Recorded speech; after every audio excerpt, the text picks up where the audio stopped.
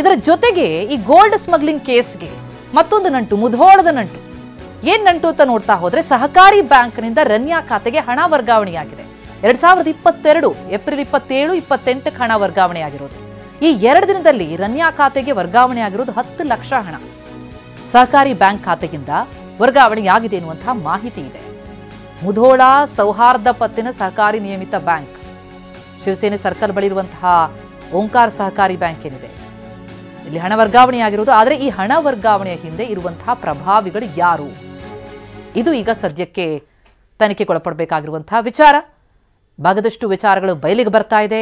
ಈಗ ಈ ಸ್ಮಗ್ಲಿಂಗ್ ಕೇಸ್ಗೆ ಮುಧೋಳದ ನಂಟು ಕಂಡು ಬರ್ತಾ ಇದೆ.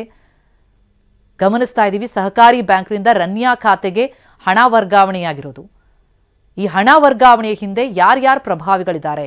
ಹಣ ವರ್ಗಾವಣೆಯಾಗಿರೋದು 2022ರಲ್ಲಿ 2 ದಿನಗಳಲ್ಲಿ ರನ್ಯಾ ಖಾತೆಗೆ ಬರೋಬ್ಬರಿ 10 ಲಕ್ಷ ಹಣ ವರ್ಗಾವಣೆಯಾಗಿದೆ.